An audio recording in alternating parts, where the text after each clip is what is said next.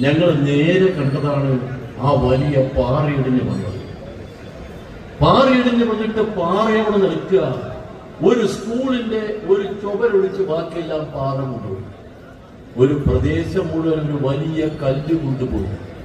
അർദ്ധരാത്രി മനുഷ്യർ എല്ലാവരും ഉറങ്ങിക്കിടക്കുമ്പോൾ എത്ര ക്രൂരമാണ്, എത്ര നീചമാണ്, എത്ര ദയനീയമാണ്.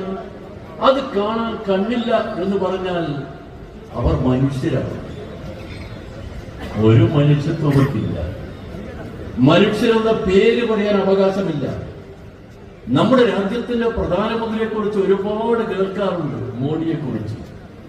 അയാൾ വലിയ ജനഹൃദയം കവർന്നെടുക്കുന്ന ആളാണ്, ദൈവത്തിന്റെ സ്വന്തം ആളാണ്. ഏത് ദൈവം പറഞ്ഞു മനുഷ്യനോട് പകവെച്ചുകൊണ്ട് ക്രൂരമായി പെരുമാറാൻ? ഏത് ദൈവമാണ് പറഞ്ഞത്?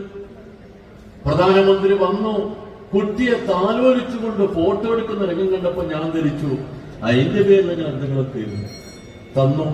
ഇല്ല, ഒരു പൈസ തന്നില്ല. ഇത് ഇവിടെ മാത്രമല്ല, കേരളത്തിൽ ഇതിന് മുമ്പ് നടന്ന ഒരു സംഭവത്തിനും ഒന്നും തന്നില്ല. നമ്മൾ അവസാനം നമ്മളോട് മറ്റ് ലോകത്തിലെ പല രാജ്യങ്ങളിലെയും മലയാളികൾ പറഞ്ഞു ഞങ്ങൾ തരാം, ആ രാജ്യങ്ങളും പണം തരും. എന്താ പറഞ്ഞെന്നറിയോ? നിങ്ങളാരും പുറത്തു പോയി പിരിക്കാൻ പാടില്ല. എങ്ങനെയുണ്ട്? നമ്മൾ നാട്ടിലേക്ക് തരാൻ സന്നദ്ധ അറിയിച്ച സർക്കാരുകളെ പോലും വിലക്കിയവർ. എന്നാൽ അവർ തരണ്ടേ? തരണം. തന്നോ? ഇല്ല.